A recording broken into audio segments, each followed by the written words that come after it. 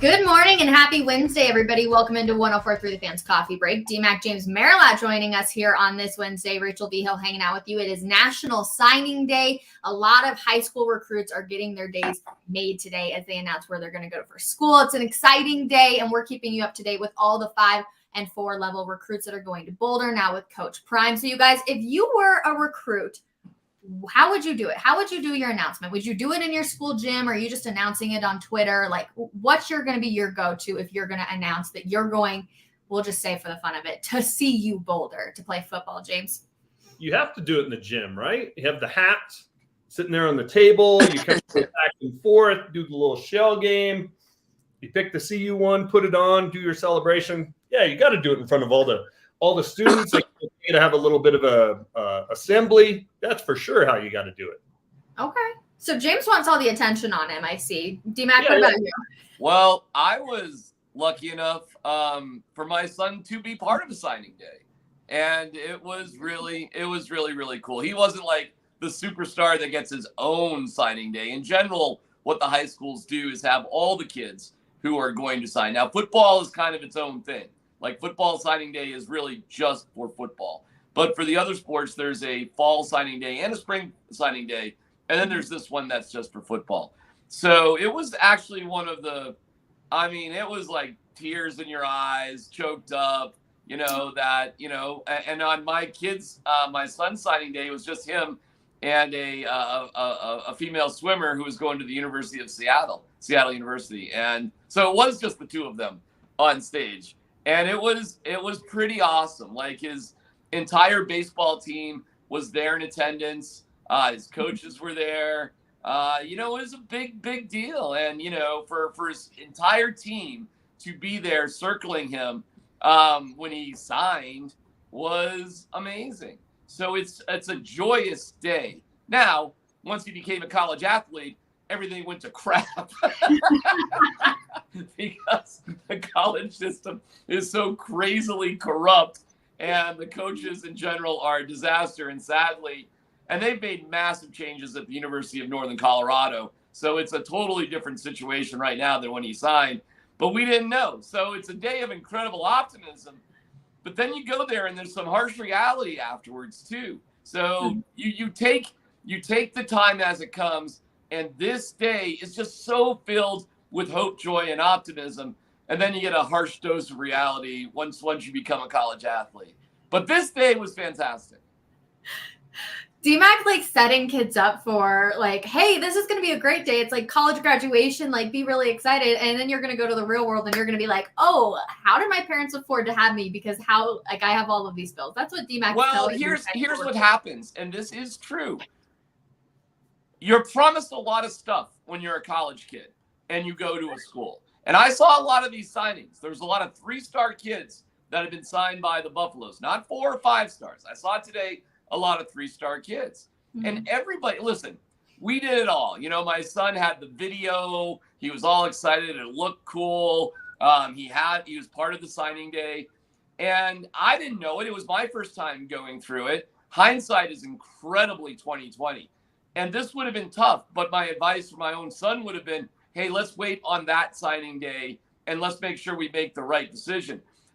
And listen, I hope the best for all the kids, and I don't want to rain on anybody's parade, but don't think that the signing day defines what's going to happen to you in college. And nobody really follows up with kids like 2 years after. Nobody cares about what happens then. I'm curious from this recruitment class of Deion Sanders what's going to happen, because I saw he's going to try to get a lot of JUCO transfers and a lot of other transfers. So the 18-year-old kids out of high school coming to see you, listen, congratulations, but take a deep breath. You may be in for a rude awakening once you get to college. Yeah, the door is open, right? That's what today is. The door is open. Now you got to go make something of it. It's no different than, graduating from college or getting a job. That's only step one. Now you got to make something out of it. True. Okay. So what's a successful day look like today for Coach Prime? We know he's already got a few 4-star and 3-star recruits. If he can land a 5, like, where does that put him on the rankings of how successful today was, James? It's tough to say. I think if he had a top 25 class when all is said and done, that'd be fantastic. This was the worst team in college football. So to get a top 25 class would be huge. You got to have, 3s, 4s, and some 5s. If he gets a 5 and gets a few 4s and a bunch of 3s, that's a success. But the transfers, that's going to be the big part of this as well. All the guys that are coming from Jackson State, all the guys that he gets to flip from one school to another. So it's a process, but a top 25 class, like I say, when all is said and done, that would be enormous. I think Travis Hunter, the receiver, is absolutely an NFL-bound guy. So I don't know if he was a 4 or 5-star guy, but he's as good as you're going to find in terms of receiving talent. And he's coming to see you with Shedeur and a bunch of other Jackson State men. What this really is it's changed so much, guys. And this is the building of a professional team now. This is what you have to do to compete in college football with NIL and all the other sort of deals that you got going on. How much of a professional team in college can you assemble? That's why you're going to see so many transfers. And I mean, I actually hate the fact that the NCAA made it so easy for the kids to transfer. But I understand, hey, why can the coaches do it and the kids can't do it? I feel you on that. But you realize, guys, that this builds no allegiance to the schools. Like, nobody really cares. For all these kids, it's just a step to go professional at some point. The amount of kids that dreamed of being at CU, guys, this is just like a minor league team nowadays. That's what college football is. It's a minor league team until you ascend. I doubt there's great love or loyalty for the schools that these kids go to these days. I mean, well, it's good. Was there ever, right? Like, Yes. That's kind of a nostalgic look. Like Carmelo Anthony went to Syracuse for a year and bailed. I mean, does he just bleed orange? I mean, come on. He donated millions of dollars. Hey, hold on. Time out. I'll answer your question. He has donated millions of dollars to Syracuse over the years. They have the Carmelo Anthony Training Center where the basketball team and other sports train at near South Campus where I used to live. And Carmelo Anthony has a lifelong friendship with Jim Boeheim, who's been a coach on his national teams as a multi-year Olympian. I know you're saying cynical, James, but I'm just telling you, at least with that example, poor choice. Well, let's see if they have the Shedeur Sanders weight room in 20 years, right? Like, we don't know. Okay. We have no idea. Yeah, I just think there's this isn't like it's a completely new thing, and we just want to be, get off my lawn guy of how great it used to be in 1988 when, Barry Smith would recruit people to Oklahoma, and they would be in Norman for 4 years, and they were stuck there, and they just bled, maroon for the rest of their life. I just think that's a little bit of. I'm not even complaining about it. I'm being real about it. It's hey, my son is part of it. He will go to at least 3 colleges to play baseball during his college career. I get it. It's like a minor league journey. The difference now is that this minor league journey, these kids are getting paid. So hey, good for them. I'm fine with it, but it's not. Well, I don't think I'm get off my lawn guy at all. I think I'm a more realistic guy about like what it's all about and what it takes.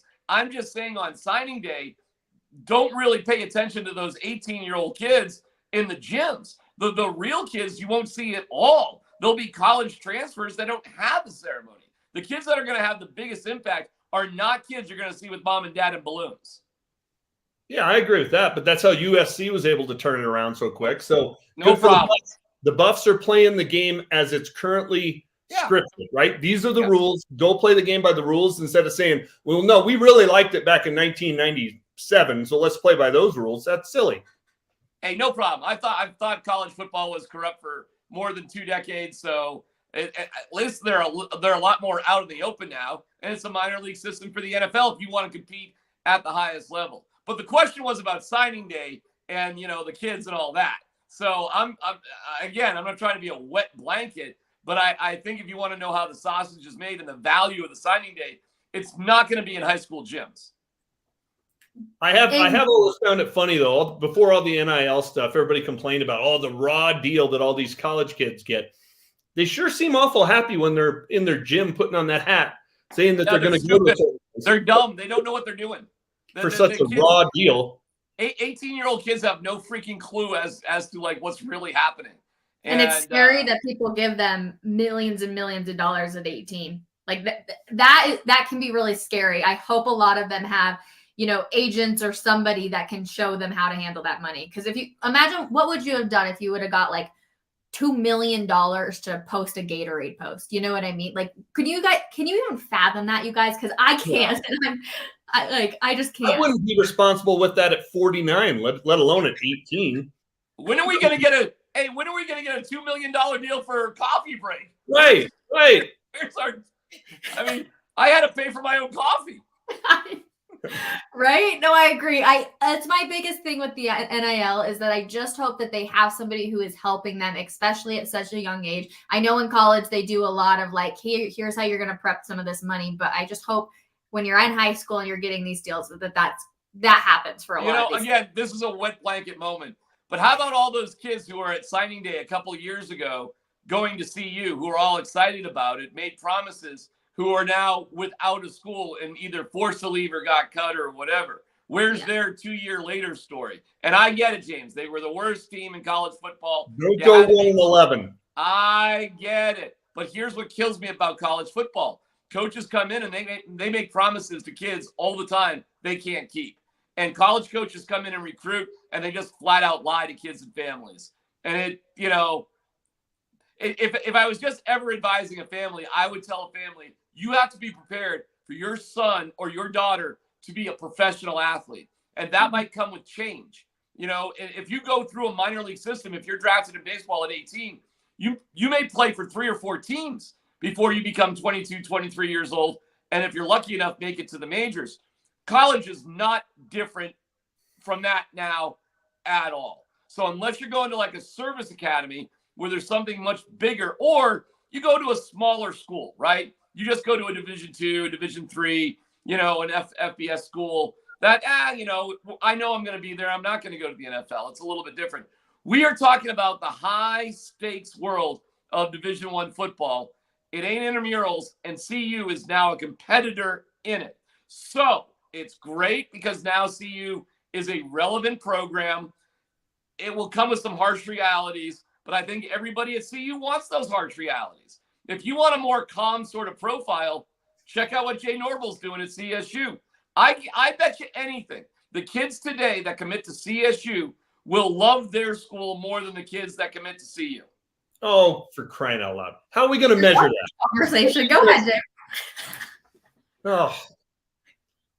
Based on what? I mean, seriously, what is the criteria for that? You know what? James, they're going to enjoy just toiling away to hopefully go to the New Mexico Bowl. That's what they're going to love. They're just going to have all that nostalgia for that, mid-December trip to Albuquerque. Hey, James. No. No, perfect. Sorry. Hey, James, thank goodness they print the words to the fight song on the back of T-shirts, or nobody on the football team would know the words. Oh, jeez.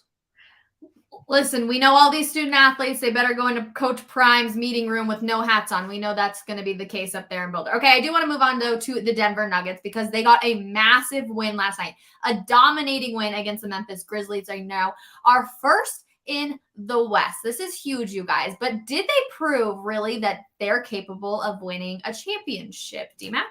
Absolutely. And here's the difference. They got better with rest at home. And yeah, it stunk against Friday night in the Lakers. And then they had a rough time on Sunday. Well, they're rebounding from travel. But what you saw, what is this team capable of with some rest at home defensively? And that's what the playoffs are. They go on the road and you're like 2 or 3 games where you're in one place. You're not traveling around. The defensive presence of the Nuggets, especially in the first quarter, was unbelievable, practically unrecognizable. And here's why. Christian Brown is a better player for the team than a bad Jamal Murray, period. And Michael Malone made a brilliant coaching decision in having Busy Bones come off the bench and not starting. And that's exactly the way it should be. I love Busy Bones. I do. Bones Highland is awesome, but he's only awesome when he's scoring. And when Busy's not scoring or not finding his shot, he doesn't have another game.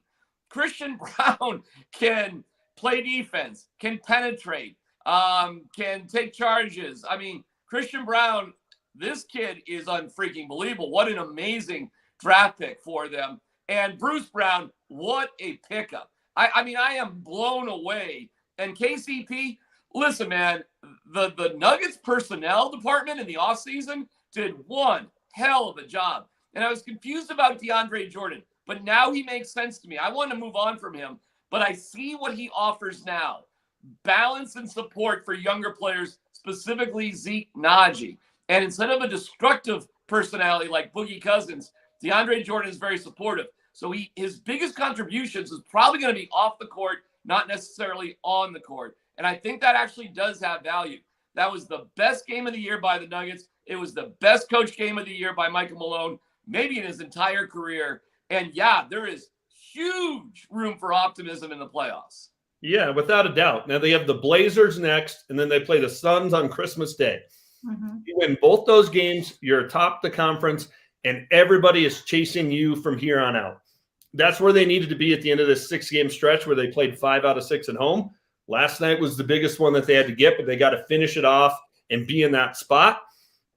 Otherwise, they were going to be end of the year. They were sitting there, 4 or 5, and everybody's going, wow, they had all the injuries. No, they had that opportunity right here, late December, to put themselves atop the conference. So far, so good. So huge win, huge win.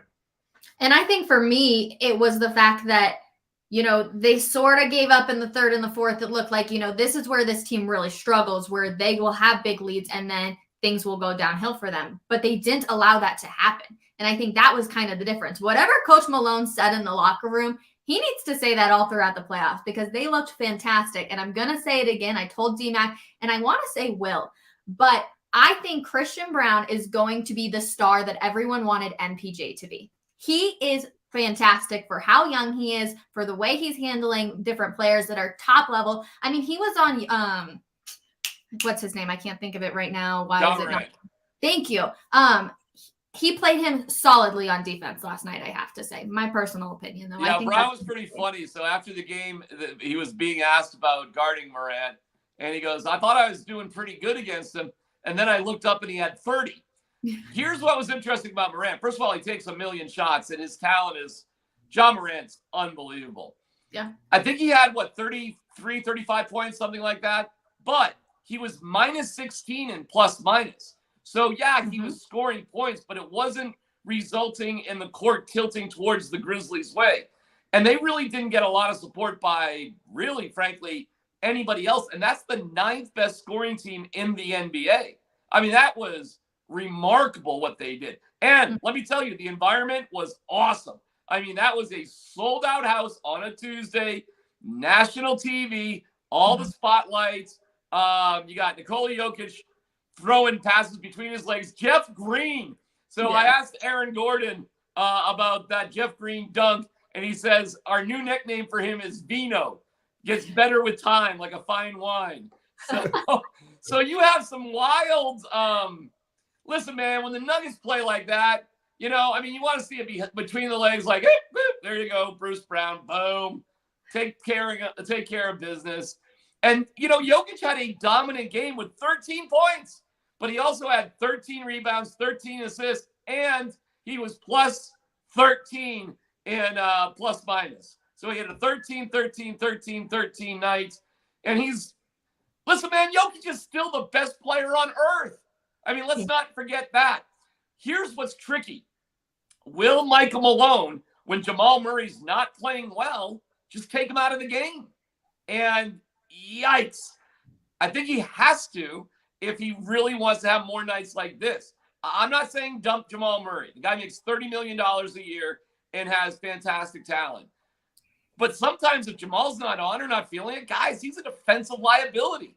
And Christian Brown will never be a defensive liability this entire year.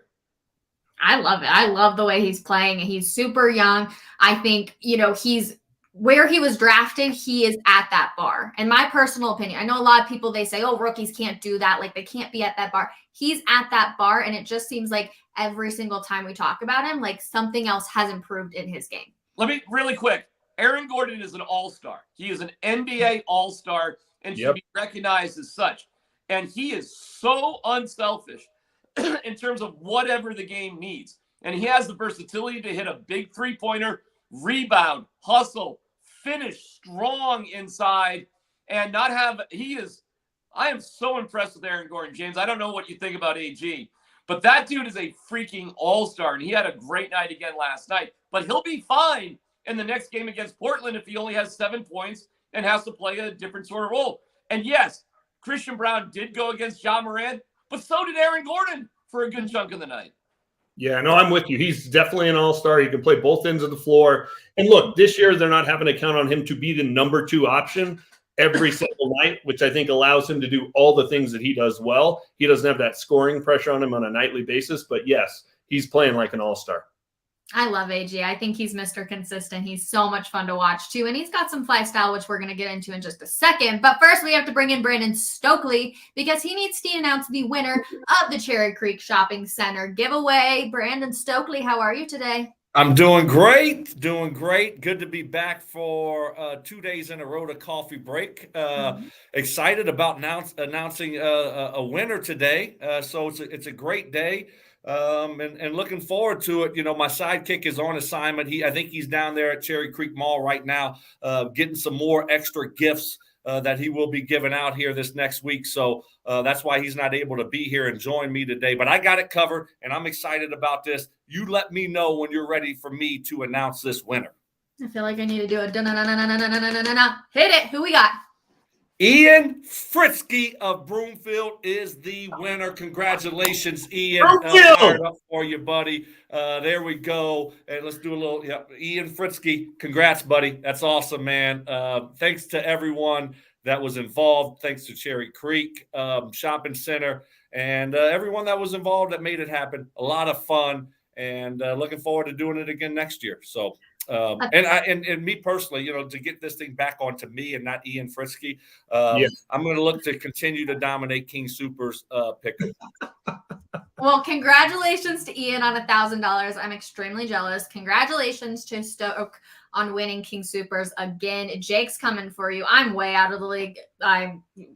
My time. Jake says he's coming for me, but you know that's amateur hour now. I'm looking at Matt Smith. I think he has 4 wins too, so I'm not worried about Jake. I'm on to bigger and better things now. And you know, I told you at the beginning of the season, you know, it's not how you start, it's how you finish. Because I did win the first week of the season. I don't know if y'all remember that. I did.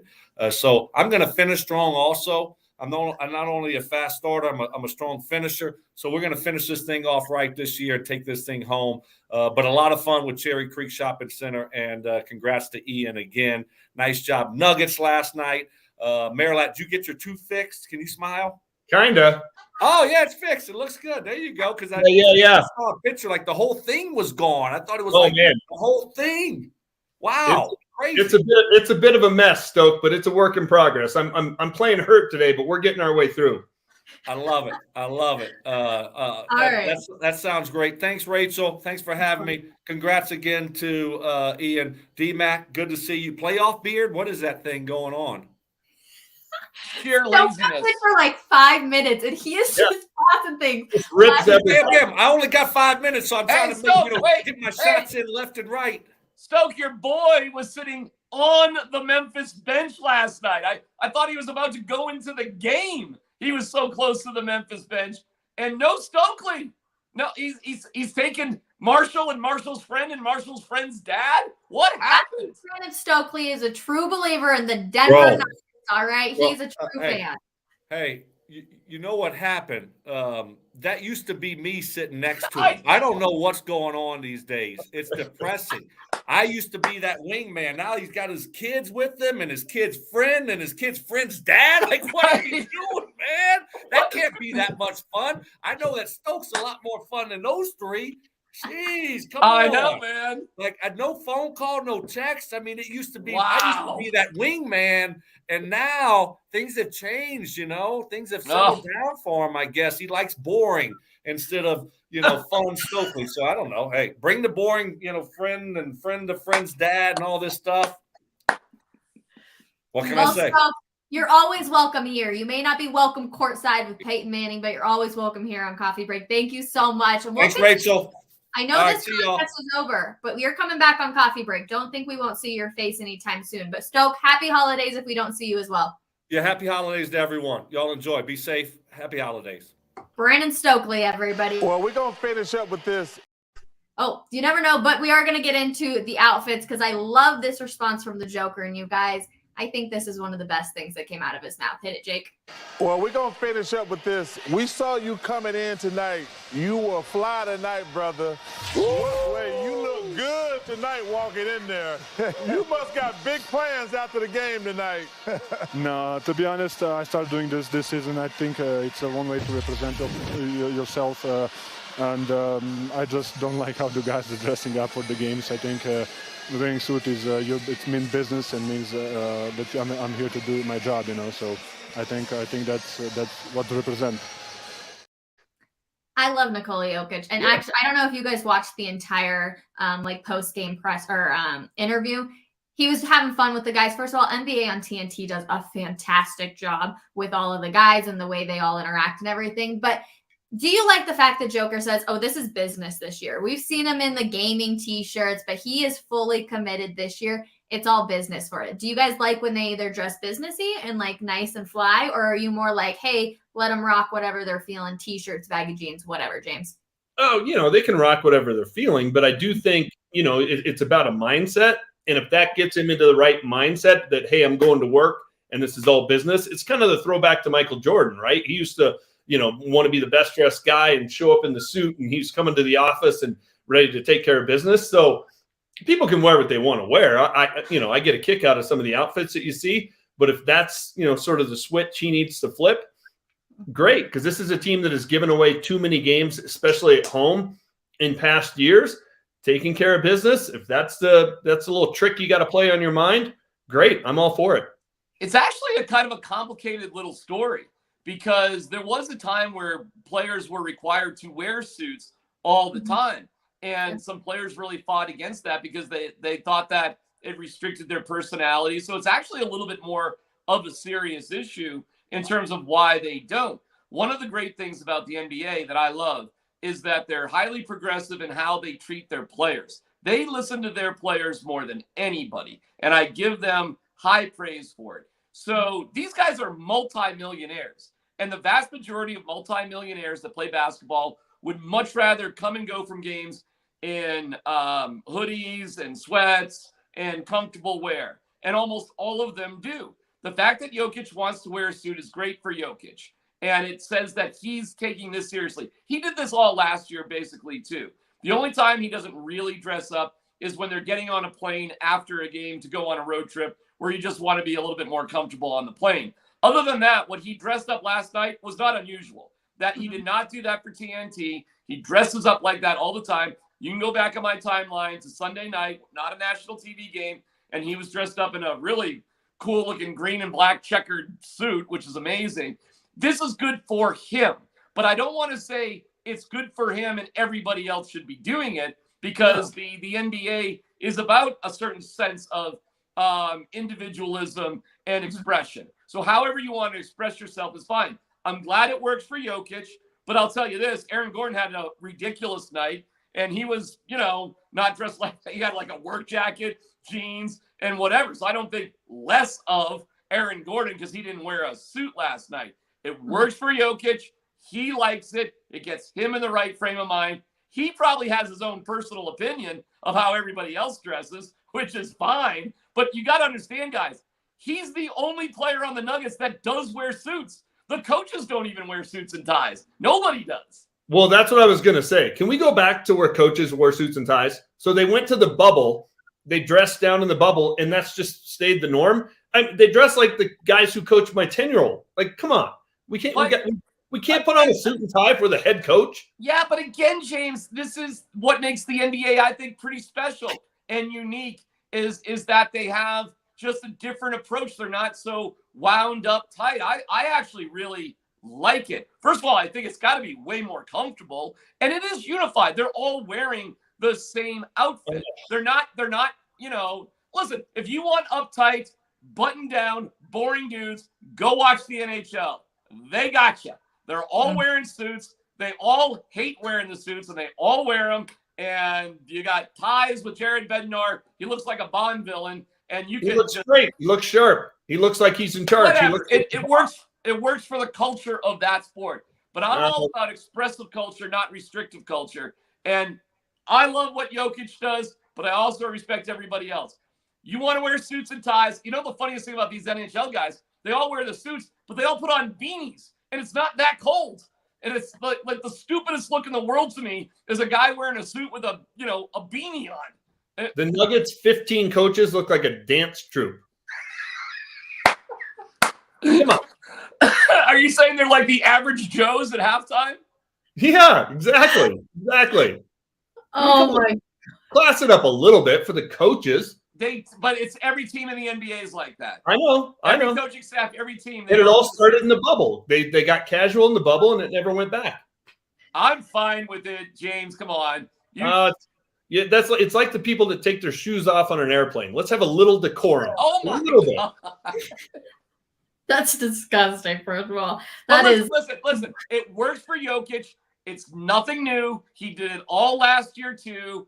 And we were joking in the media room afterwards. He makes so much money, he could probably have a custom-made suit for every game of the year. How awesome is that? For the rest of his career. He could have a new suit for every game for the rest of his life, his entire career. That's how much money he's got. So, hey, good for Jokic. He looks great. But also the other guys look great too. Christian Brown, did you see him after the game? He was wearing the puffiest jacket you'd ever seen. I mean, was it bigger than my jacket for post game, D-Mac? Rachel, it's puffier than yours. It's so puffy. It's so puffy. I actually asked him, is that the warmest jacket you have? And he said, no, I've got two others that are warmer. So he actually has puffier jackets. He'll be out there with James on Thursday yelling at school kids not going to school. Well, are they going to be able to play on Friday? Because it's cold. I mean, how will anybody get to the arena? Well, I don't think they have a game on Friday, James. Do they? Yeah, isn't that the next game? When's the Blazers? No, it's Thursday against the Blazers, Sunday against Phoenix. Yeah, okay. So Thursday. They're going to be able to make it tomorrow in the cold? Thursday is supposed to be the coldest day. Yeah. Oh, my gosh. How will anybody get there? It's cold in Colorado in December. Troy V does say, I want formal wear for coffee break next week, Mr. Marilat. Wear a suit. Sure. Okay. That'd be fine. Why aren't we wearing suits and ties? I have a Babe t-shirt on, everybody. That's what's fun, though, is we're just all hanging out talking sports. That's what makes this show so fun. Okay, James, last one for you. Then I know you do have to leave. But Mel says, please get James to comment on the Avs winning 4 out of their last 5, even with half a lineup, and whether they can win tonight against the Canadiens. Hit me with it. Hey, there's no reason to think they can't win tonight, but they've done a marvelous job. Jared Bednar's done a great job of adapting, dealing with what they have and working with what they have. So, this whole stretch while we're trying to wait for them to get particularly Nathan McKinnon back, which may happen sooner rather than later, it was all about keep your head above water. Don't be in such a big hole that you got to go on some sort of crazy streak to dig your way out of it. They've done a nice job, and they've done it defensively, right? A couple of 3-2 wins, a 3-1 win, they won one in a shootout. I mean, going to a kind of a different way of winning for a team that normally just going to come outscore you and come at you in waves. So kudos to Jared Bednar and his staff for finding a formula of how do we win while we're in the midst of this difficult situation. Hats off to them. It's a boring approach, but it's working. And right. First of all, they haven't been very good on the power play. And the reason they're not getting as many power plays is they're not being nearly as aggressive as they once were to draw the penalties. So because they're not pushing it as hard as they were, they're only getting maybe 2 or 3 power play opportunities a game as opposed to 5 or 6.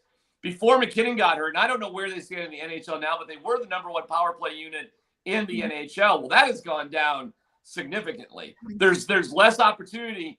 And in case you don't remember how great Nathan McKinnon is, he is really, really good at hockey. And he was the key to their power play. So he brought speed, which drew penalties and scored goals off power play opportunities. So without Nathan McKinnon, all of that goes away.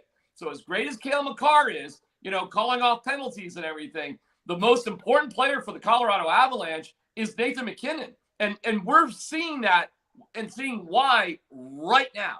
He is the number one guy for them. He's probably one of the top 2 or 3 players in the world. Mikko Rantanen is terrific. He's their leading goal scorer, but he needs his guy, man. He is Robin, and Nathan MacKinnon is Batman. So again, I give them credit too. They're winning in a very boring way, but effective. And it's all about defense. So we are seeing defense, and it's not as exciting, but it's effective both for the Nuggets and the Avalanche. And yeah, they should handle Montreal again tonight. If they do that, they would have had 8 out of 10 points at home. That's awesome. That is a great homestand for the Avalanche. Wait, real quick, D-Max. So that column I wrote last year that everybody ripped me for when I said Nathan MacKinnon should have won the Conn Smythe because he's the straw that stirs the drink. Everyone owes me an apology, right? Because I told you.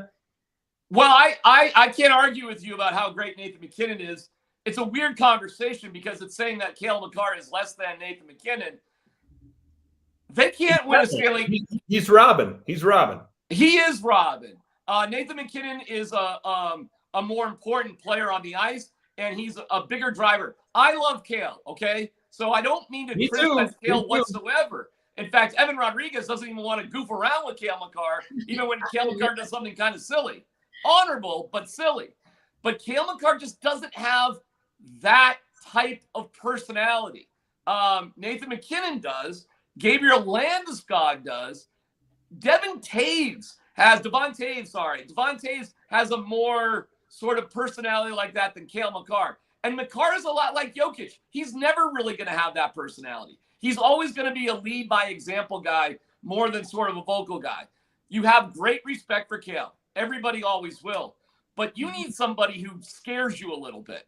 And Nathan MacKinnon does that. And by the way, this has been severely lacking for the Denver Broncos. And if they add anything in the offseason, it'll be an offensive lineman like Jeff Saturday was to Peyton Manning, an offensive lineman that does not fear getting in the face of Russell Wilson and kind of giving him a hard time, maybe even a good joking way, but maybe in an intense way too. So they need that. You need a little friction sometimes to have the best product. It's so wild that we've gone 40 minutes and this is the first time the Broncos got brought up, but we're happy to have wonderful teams here in Denver. James, I know you have to go. Thank you so much for hanging out with us this morning, but Nathan MacKinnon is back out on the ice, which is a fantastic news. When will he come back? Not 100% sure, but it is looking good if you're an Avalanche fan to see him out there, D-Mac. Yeah, I was out there yesterday. This must be from this morning, but yeah, he was out there at Family Sports yesterday, that's Sean Allard, who's a tremendous coach for the Avalanche. He's their skating coach. He's amazing, and he's an incredible skater by himself. So he works with the players that are playing, but he also works with everybody who's rehabbing as well. And he sets up all these drills and all this stuff, and he's on the ice more than the players. So that's Sean Allard, so you should just know his name. And that's great. That's cool to see that even from, I'm going to assume that was this morning at Ball Arena. So he's getting closer and closer and closer. I do wonder if you're going to see Nathan MacKinnon on the ice for the Avs before the end of the year. I mean, I know we only have a few days, but they don't have to do it, but it wouldn't surprise me. So I think this is really good news. When I was watching him yesterday, he was moving around great. It's an abdomen injury, and we just saw it. He was moving side to side, up and down, all over the place. He's wearing just a regular jersey sweater, not a non-contact red sweater. So I'm encouraged by it. And look what they've been doing without him. I mean, by the skin of their teeth, Rachel, by the skin of their teeth. But they've been surviving. They're hanging in there. So props to Bednar and the Avs. And it'll be great to have Nathan MacKinnon back. That's where you really have to give credit is the coaching staff and the way Jared Bednar has prepared all these other players to have to step up. And they can't be a Nathan MacKinnon, but if they all seem to work together and be cohesive, they're able to pull out wins, and that's exactly what they're doing. I would be surprised if we would see Nathan MacKinnon by the end of the year, but I would feel like more maybe the first week of January. That's my hopes. I just feel like with Nathan MacKinnon, you don't want to push anything, right? Like we've seen that a lot where you don't want to push an injury and then unfortunately has some sort of other injury or this prolong into the life of Gabe Landeskog is coming back soon. So when you can get all of them back together, I feel like you want them to be as close to healthy as possible. Well, so I was with the in the locker room with the Avs yesterday, and I was asking about Gabe Landeskog, and the news isn't as good with Gabe. It's he's not doing those things that you're seeing Nathan doing. He's on the ice, but just kind of on the ice. He's really not doing hard skating or anything like that. Rach, I don't know if we. It wouldn't surprise me if we don't see Landeskog until March. Wow, you think? I hope I'm wrong, but it just wouldn't surprise me.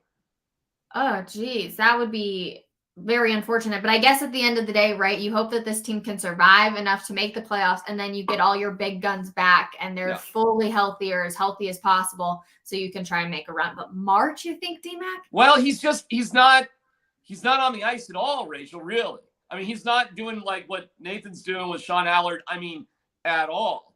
Don't forget, was there a setback of some sort, do you think? What's that? Was there a setback of some sort, do you think? Oof. I don't know. It's just, it feels like it's just taking longer than we all thought. We'll see. We miss Gabe big time. So listen, no matter what, he's going to be back, knock on wood, right? He's going to be back before the end of the year, before the playoffs. It's just, it's been a bummer. Darren Helm is still wearing a red sweater, but he's practicing with the team. So Darren Helm should be back relatively soon. Cogliano's going to miss a couple games, but it's not going to be the end of the world.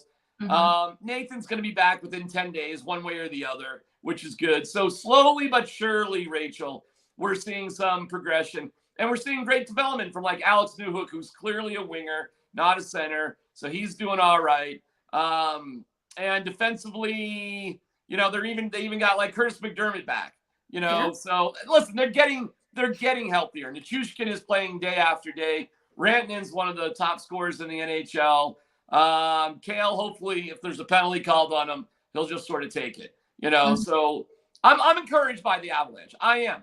But Rachel, let's not snooze on the fact they're right now in 8th place, fighting for a playoff spot right now. It's not like they're at the top of the division. I know. And that's why you just hope they can keep squeaking past with some of these wins, and you can get some of the bigger names back. So hopefully you can move up that list. I don't think there's any shot that they can be. I'd be surprised if they're 4 or 5, to be completely honest. I don't even care. I don't even care about that. Rachel, they were a stronger team on the road last year than they were home. They were undefeated in the playoffs on the road. This year. What's that? That has not been the case this year. They've struggled on the road a good amount. And I know players, so I see what they did. Well, listen, hey, repeating as a Stanley Cup champion is brutally difficult, period. I think that's probably a hopeful expectation, but maybe slightly unrealistic. So we'll take it for as the big decision they're going to have to make is what would they be willing to give away for a top second line center? And Horvath or Taves or Ryan O'Reilly or I don't know, one of those guys, but you're going to have to give away somebody of significant value, like maybe Jean-Luc Foudy, who's now back with the Eagles. So I don't think they're going to give away Newhook. I was talking to some folks about that. I think Newhook's like a bigger part of the plan. Would you trade Gerard or something? I don't know. I hope not. Byram? Oh my God, no. Oh my God. No. And that's another, like, what is his injury? I really don't know. I mean, I was told it's a lower body, maybe ankle, something, but I don't know what to believe. I've seen Byram at the rink a bunch of times walking around. It looks pretty good, but he's not on the ice either. So listen, they get Landeskog, Manson, Byram. They get these guys healthy again, McKinnon, and we're cooking with grease. And right now they're playing a very boring style of hockey just to accumulate some points, and it's working. So you're probably going to see, well, watch, I'm saying that, and it'll be like a 6-3 shootout with Montreal tonight. But, in general, they're playing a very boring style of hockey. Hey, they hit the pipe 4 times against the Islanders. Those all could have been goals, and they weren't. They dominated shots on goals. They play a defensive style that's working. So I like the Avalanche, Rachel, but I'm rightfully nervous about where they're going to sort it out before the end of the year. I feel that. Okay, well, Jake Shapiro wants to hop on. I'm not sure if he's got a CU update or he's got a position for the Avs. So give us a quick sec. He's going to hop in here. Oh, here it comes. Hey guys, so CU stuff, and sorry to those people talking about the Nuggets in the comments. I was very wrong about that yesterday, but What you say about the Nuggets, Jake? I said they get blown out. Blown out? Yeah.